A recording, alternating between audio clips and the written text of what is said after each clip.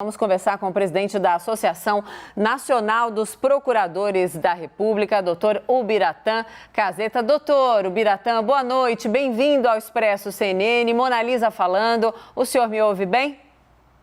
Mona Lisa, boa noite, muito obrigado pela oportunidade. Ouço bem, sim, cumprimento a todos vocês.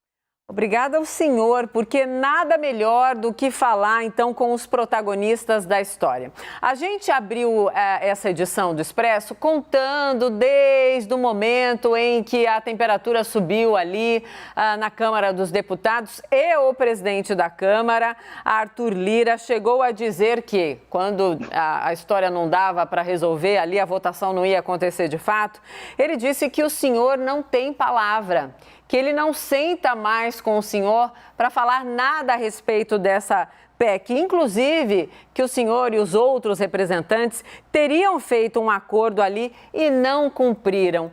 O que aconteceu exatamente, doutor Ubiratã?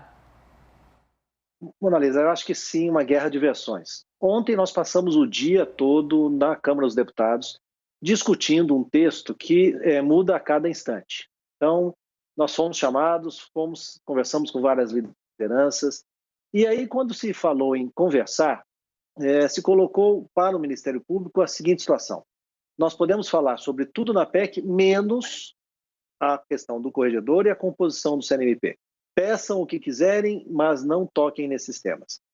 Nós, obviamente, deixamos claro desde o início que esses dois temas são essenciais para nós, a composição do CNMP e essa liberdade do corregedor, de um corregedor que não tem essa indicação política de imediato.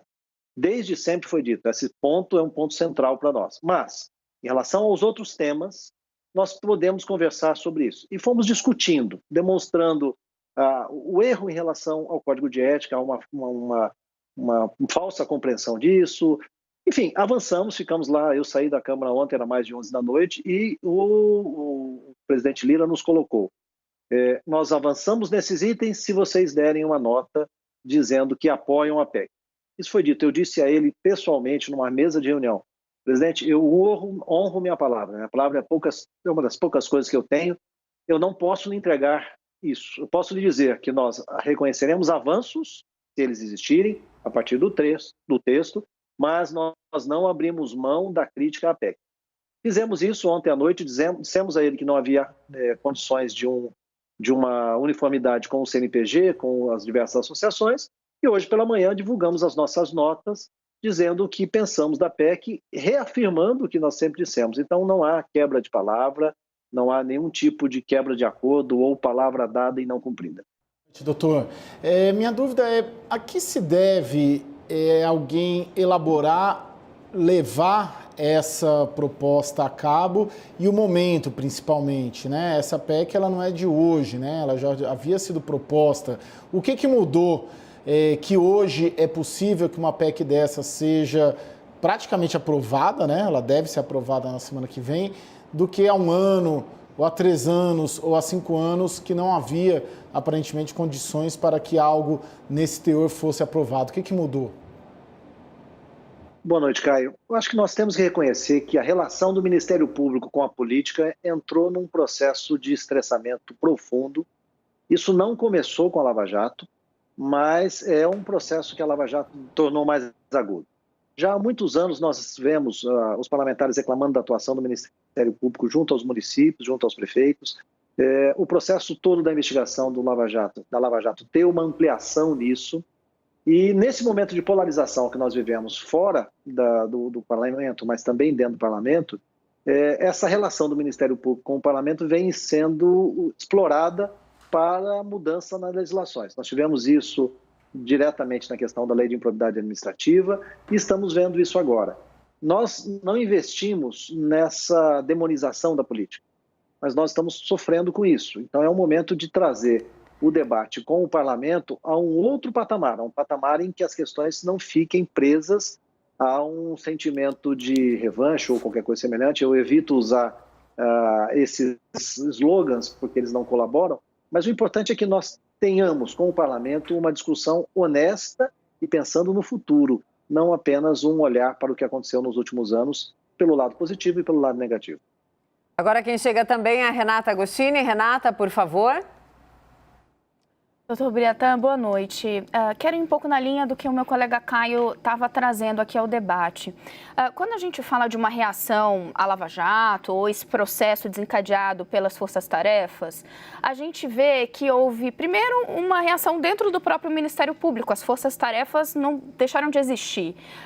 O Supremo Tribunal Federal veio promovendo uma série ali de revisões e decisões, houve um julgamento especificamente sobre parcialidade de Moro, e agora a gente está vendo uma reação no Legislativo. Hoje me classificavam como um kit. Se a gente olhar uma série de movimentos, não somente o que está em jogo agora, mas também a lei da improbidade, de abuso de autoridade, e por aí vai. O que se observa é que a sociedade como um todo, parte dela, que era muito vocal, está silente. Por que o Ministério Público parece ter perdido esse apoio da sociedade? E se o senhor entende que, de fato, esse ataque ele vem em diversas frentes, não apenas do Legislativo? Renata, boa noite. De fato, nós temos que entender o processo que vivemos. Há um distanciamento do Ministério Público da sociedade diante da polarização que se criou. Toda a discussão hoje você não consegue mais trazer para um grau de racionalidade. Os erros e os acertos da Lava Jato precisam ser discutidos e redundar numa melhor atuação do Ministério Público para o futuro. Nós não podemos continuar nesse processo em que a sociedade desconfia da qualidade da atuação.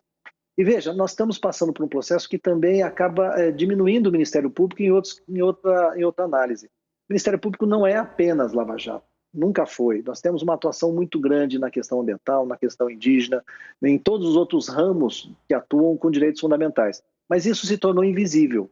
A verdade é que o processo todo dos últimos anos, que levou a uma espetacularização, de certa forma, de toda aquela investigação, e aí nós temos que reconhecer a parte do Ministério Público nesse processo também, acabou por criar um cansaço na sociedade nessa aprovação e nesse reconhecimento do trabalho do Ministério Público. O que nós estamos tentando agora, já há algum tempo, e não apenas por conta da PEC, é retomar esse diálogo com o Parlamento, com a sociedade, recolocar os pontos e ver, olha, o Ministério Público é muito mais do que apenas um caso, é muito mais do que apenas este caso, embora este caso especificamente seja realmente muito relevante, tenha resultado em uma série de acertos e resultado também em erros que precisam ser discutidos de uma forma mais equilibrada do que tem sido até agora.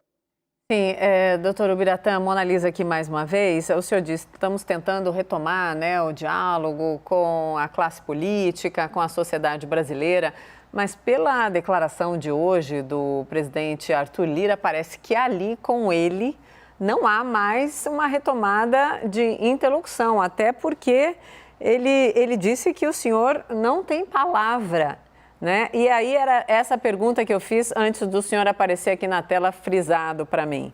Dá para ter diálogo nesse nível? E alguém alguma vez, em toda a interlocução e experiência que o senhor tem, já disse que o senhor não tem palavra?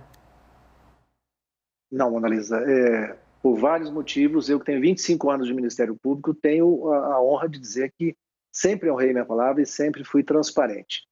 Ontem nós saímos da Câmara dos Deputados mais de 11 horas da noite e avisamos aos líderes que estavam conversando conosco que não havia condições de avançar na conversa, exatamente porque não tínhamos ambiente para dizer de um apoio à PEC com a qual nós não concordamos.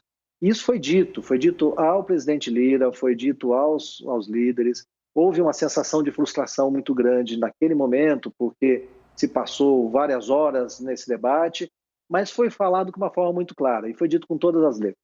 As associações aqui estão e o CNPq não concorda com esta divulgação, não concorda com essa nota. Nós iniciamos hoje o dia de forma muito transparente, honrando nossa palavra. Antes de começar a sessão da Câmara, publicamos uma nota conjunta, CNPq, CONAMP, ANPR, ANPT.